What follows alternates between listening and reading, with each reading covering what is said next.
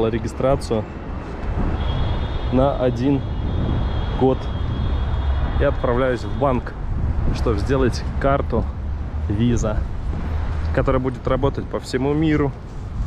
И вновь опять можно будет забыть о том, чтобы искать менял и людей, которые могут обменять тебе деньги путем перевода. 102 микрорайон.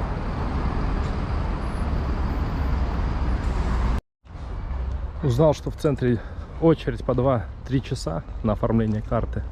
Вот, поехал на 102 микрорайон в банк Алифа. Самый короткий способ добраться. Вроде как по карте осталось буквально километр. И узнаю, что будет в банке. Но вот мне вот в ту сторону. Держу путь. Совсем по ходу новый район. Взял талончик, сижу, жду своей очереди. Ну вот и все. После минут 15 ожидания моментом мне дали карту именную. И все. Теперь можно спокойно передвигаться по всему миру и оплачивать любые покупки. Как приятно вновь пользоваться услугами Google. Оплатил только что Google подписку. И вновь мой аккаунт продлили. И мне доступны объемы для хранения моих фотографий, контактов и всех данных, которыми я пользуюсь регулярно. Осталось 10 саммани. Вот вопрос: или поменять доллары, либо уже воспользоваться оплатой по карте. Душанбе очень интересный город тем, что вот буквально, будучи находясь в расстоянии, наверное, 500 метров от центра, оказываешься вот в такой местности, которая напоминает себе какой-то конец города.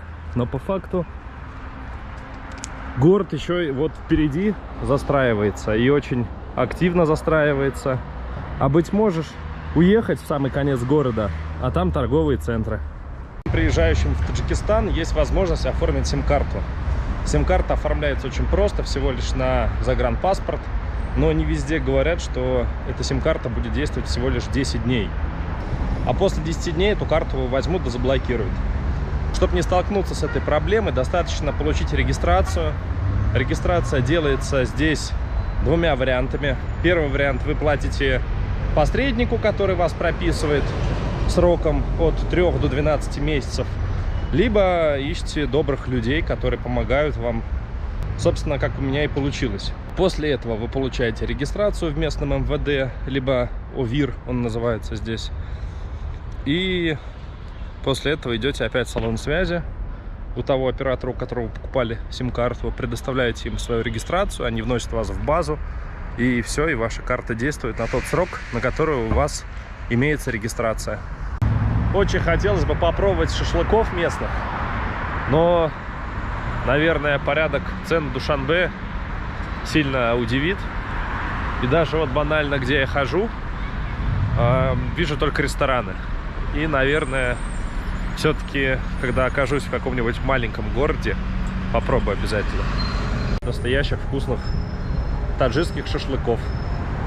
А пока вот только гуляю и наслаждаюсь пловом, который практически ем регулярно. Плов здесь на самом деле интересный. И после этого плова, наверное, остальные блюда покажутся каким-то рисом с мясом. Потому что на самом деле разница чувствуется. 5 метров тому назад была одна иллюминация, сейчас вот другая. И так будет продолжаться, одна за другим. Завтра планирую поехать в Худжанд. Буду потихонечку экономить. Говорят, там чуть дешевле, чем здесь. Ну и еда там дешевле, и жилье там дешевле. Собственно, это то, что сейчас мне и необходимо. Последний вечер в Душанбе. Завтра уже буду, наверное, в Худжанде. Если у кого-то есть какая-нибудь недорогая квартира с любыми условиями, на самом деле, ну, как бы, лишь бы не супер дорого, был бы рад остаться переночевать. Последний день в Душанбе, и решил посетить большой рынок, Карвон называется. Уже я хотел пойти на остановку общественного транспорта, засунул руку в карман и обнаружил, что у меня всего лишь 2,20 самани, а проезд стоит 2,50. Поэтому пойду пешочком до ближайшего банка, обменяю денег. Все равно я должен денег за проживание в хостеле, за такси, на котором я должен уехать из Душанбе. Поэтому не зря схожу. Постоял в банке, наверное, минут 20 на обмен валюты. И вот вышел. На общественном транспорте ехать час. Я думаю, на машине будет чуть-чуть подороже, но намного быстрее. Там 23 минуты, пишет 26. Вместо часа на общественном транспорте. Хотя расстояние 26 километров всего лишь. Казалось, я всего лишь 5-й день. Третий раз, наверное, меняю деньги. Хоть небольшими суммами, но тем не менее. Деньги как-то расходуются здесь очень быстро. Поэтому и переезжаю в другой город, где говорят, что можно экономить.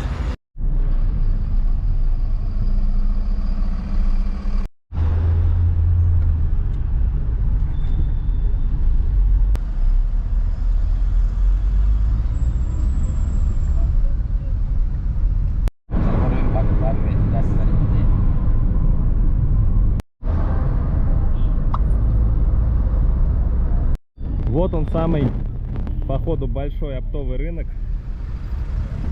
Наверное, даже всего Таджикистана. Называется он Карвон. Люди грузятся, кто как может. По сути, это сплошной вещевой рынок. Наверное, он будет делиться на какие-то зоны, может, даже на продукты и вещи. Может быть, просто здесь только вещи. Но цены здесь действительно очень небольшие, поэтому вот люди, наверное, так и экономят. Полотенца по 20 можно уже купить. Это если переводить на рубли, 120 рублей. Большое полотенце. Вспомнил, что я никакие вещи с собой не взял. Возьму здесь шорты для моря. Почему-то в основном только детская одежда. И какие-то мелкие аксессуары. Ну и костюмов, да. Костюмов тоже очень много. Но почему-то в основном для детей много всего. Непонятно. Кто бы мог подумать, что найти шорты тут достаточно большая проблема. Нашел только в одной палатке, то шорты для бокса, для муай-тай.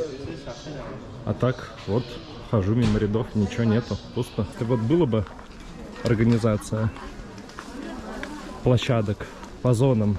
Детский товар, мужский товар, женский товар. Было бы намного удобней. А так вот ходишь. Сумки, джинсы, детская одежда. Потом опять сумки, джинсы, детская одежда. Так и не нашел шорты. Решил уже купить так по месту, где когда буду, где они нужны будут. Там и куплю. Обошел здесь весь рынок. Ничего не нашел.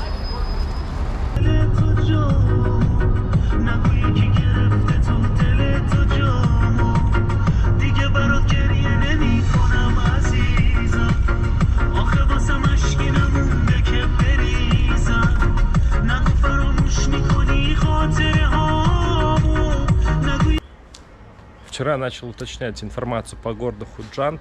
Человек сказал, что брат завтра едет из Худжанда в Душанбе и обратно потом планирует поехать в этот же самый день. И предложил мне с ними поехать за 200 самани. Собственно, я согласился. Думаю, ну а чего времени терять. Как дела?